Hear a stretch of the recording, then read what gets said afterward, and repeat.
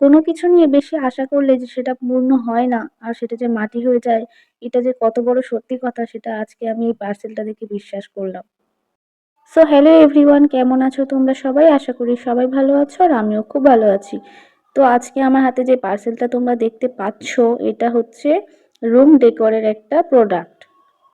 আর এটা আমি অর্ডার করেছিলাম মিশো থেকে। তো যাই হোক, আমার এই পার্সেলটা নিয়ে আমি অনেক এক্সাইটেড ছিলাম যে এটা কবে আসবে আর আমি কবে এটা তোমাদেরকে দেখাতে পারবো আর রুম ডেকোর করতে পারবো। তো যাই হোক, আমার সে আশাটা পূর্ণ হলো না। আর আমি তো ভেবেছিলাম প্রোডাক্টটা যতটা ভালো আসবে, কিন্তু ততটা ভালো আসেনি। আমি তো যেমনটা দেখেছিলাম তেমনটা তো একদমই আসেনি। আর সবথেকে বড় কথা, এর প্রোডাক্টটার তবুও আমি ঠিক মেনে নিয়েছিলাম যে ঠিক আছে চলো চলে যাবে।